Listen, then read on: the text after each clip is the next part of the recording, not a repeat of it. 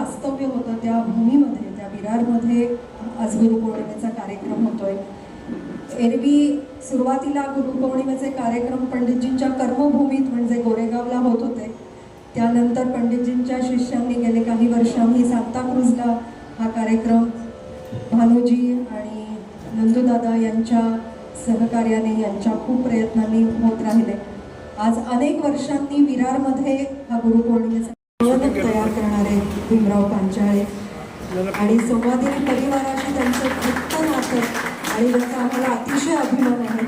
पंडितजी, मनापासून आभार, तुम्ही आज आलात आणि आम्हाला आशीर्वाद दिलेत, शुभेच्छा दिल्या.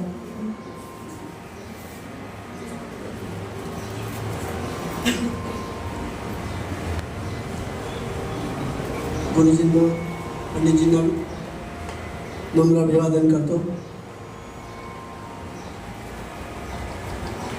मला आठवतं बदलापूरला पंडितजींचा एक समारोह केला होता. त्यानंतर हा योग आला. दुसरा एक कार्यक्रम आहे मुलुंडला, पण म्हटलं निदान हजेरी लावून पंडितजींना वंदन करून तरी जावं म्हणून धावपळत आलो. थोडं लवकर जावं लागेल, जरा मी क्षमा मागतो.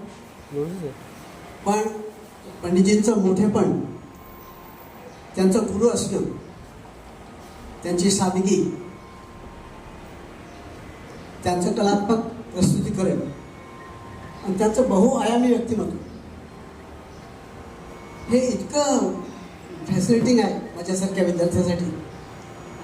दुसरं असंही सांगावं असं वाटतं की पंडितजींशी तासन तास गप्पा मारण्याचा इतका मी मोठा नाही, पण मी बोलतो त्यांच्याशी. मी त्यांच्याशी तासभर गप्पा मारतो, विविध विषयांवर गप्पा मारतो आणि नंतर विचार करतो बोलणं झाल्यावर की हे कसं शक्य आहे, हे कसं शक्य झालं, हे माझ्याच्याने शक्य झालं का? नाही, हे पंडितजींमुळे शक्य झालं. कारण मी त्या काबिलियतचं नसूनही ते माझ्या लेवलला येऊन माझ्याशी गप्पा मारतात, माझ्याशी बोलतात. मला जाणवू देत नाही की ते मोठे आहेत आणि त्यांचं दडपण माझ्यावर येत नाही म्हणून मी बोलू शकतो.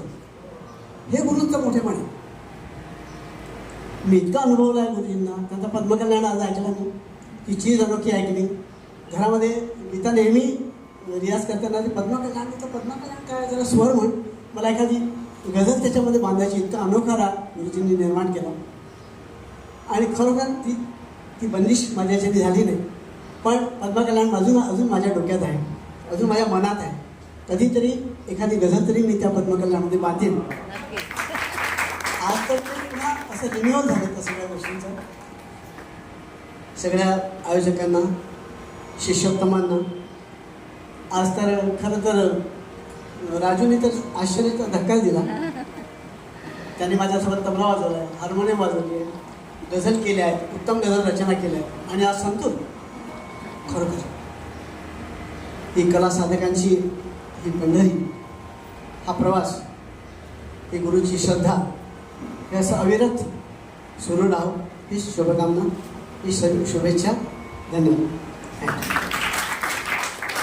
सर्वप्रथम रागी मॅडमला अभिनंदन करतो. एक सुंदर कार्यक्रम गुरुपौर्णिमा निमित्त आमचे चिमोटे सर यांच्या पूर्ण जगात उल्लेख आहे आणि आम्हाला अभिमान आहे की ते विरारचे आहे आणि रागी मॅडम आमचे वरिष्ठ आमच्या कार्यक्रमात असतात. कि जो सफर की शुरुआत करते वही मंजिलों को पार करते, जो सफर की शुरुआत करते वही मंजिलों को पार करते. अरे एक बार चलने का हौसला तो रखिए, ऐसे मुसाफिरों को तो रास्ते भी इंतजार करते. बराबर है, एक सुरुवात चांगली व्हायला पाहिजे. बराबर है कि सोच को बदलो तो सितारे बदल जाएंगे, सोच को बदलो तो सितारे बदल जाएंगे, नजरों को बदलो तो नजारे बदल जाएंगे. सोच को बदलो तो सितारे बदल जाएंगे, नजरों को बदलो तो नजारे बदल जाएंगे. मंजिल पाने के लिए कश्तियां बदलने की जरूरत नहीं है, सिर्फ लहरों को बदलो तो दिशाएं अपने आप बदल जाएंगी. बराबर है. आपके संगीत में बहुत सारे कलाकार आए, सबको मैं ढेर सारी शुभकामना देता हूँ. और हमारे सभी श्रोतागण वाघ साहब वगैरह आए हैं और बहुत ही सुंदर कार्यक्रम. मैं थोड़ा बाहर था, लेट हो गया, मुझे 2 बजे ओपनिंग में बुलाया था, लेकिन रागी मैडम तुमको भविष्य की ढेर सारी शुभकामना है. और आपके कार्यक्रम के लिए यही कहूँगा सभी कलाकार के लिए कि कामयाबी की हर शिखर पे आपका नाम होगा. कामयाबी की हर शिखर पे आपका नाम होगा, आपके हर कदम पर दुनिया का सलाम होगा। कामयाबी की हर शिखर पे आपका नाम होगा, आपके हर कदम पर दुनिया का सलाम होगा। अरे इसी तरह बांटते रहना खुशियां, देखना एक दिन वक्त भी आपका गुलाम होगा, वक्त भी आपका गुलाम होगा, वक्त भी आपका। बहुत बहुत धन्यवाद, मुझे मेरा सत्कार किया, मुझे प्रेम दिया, उसके लिए सभी का बहुत बहुत धन्यवाद। Thank you very much.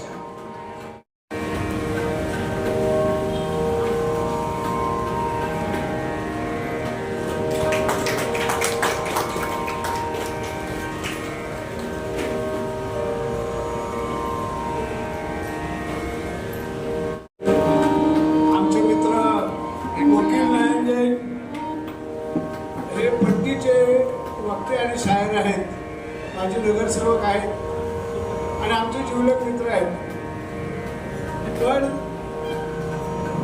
आम्हाला रागिणी जोशींचं एवढं कौतुक करायचं आहे की पंडित चिमोटे सरांचं संवादिनी जनक, आणि माझं भाग्य असं की मी त्यांची इंटरव्ह्यू घेतली आहे. मी त्यांच्या घरी जायचो आणि खूप वर्ष मी त्यांना जवळून बघितलं. पण त्यांच्या संगीत क्षेत्राशी जरी आम्ही परिचित असलो तरी आज त्यांचा शिष्यगण इथे बघून आम्ही प्रभावित झालेलो आहोत. आणि हा भव्य कार्यक्रम आहे. ताकदीचे कलाकार, ताकदीचे रसिक आणि वाद्य सर्व घेऊन आज तुम्ही जो कार्यक्रम घडवून आणलाय. आणि मगाशी पंडित भीमराव पांचाळे इथे बघायला मिळालं, भेटायला मिळालं. मी त्यांचा खूप चाहता आहे, गझल सम्राट. आणि शास्त्रीय संगीतातले हे सगळे जो राग, सूर, ताल, इथे रूपक वजे बसलेला आहे. तर ते वजे नेहमी आम्हाला अशा संगीतात बोलवायचे. आणि आता ही परंपरा दुर्मिळ होत चालली आहे. पण रागिणी मॅडमनी आज हा जो कार्यक्रम यशस्वी केला आहे, खरं तर तुमचा हेवा वाटतो आणि तुमच्या या सगळ्या उपक्रमाला दाद द्यावीशी वाटते. आणि तुम्ही आज आम्हाला आठवून इथे बोलावून आमचं रसिकत्व जपण्याचा प्रयत्न केला. परिवार आणि शिष्यगण, आपल्या शिष्यगणांचा मी आजपासून गुलाम झालो. त्या सगळ्या शिष्यगणांनी मी कधी भेटेल, त्यांची संवाद साधेल आणि त्यांच्यासाठी काही करता आलं तर मला अतिशय आनंद वाटेल. आणि तुमच्या कार्यक्रमाला पुन्हा एकदा धन्यवाद. कलाकारांना आणि संगीतकारांना पुन्हा धन्यवाद.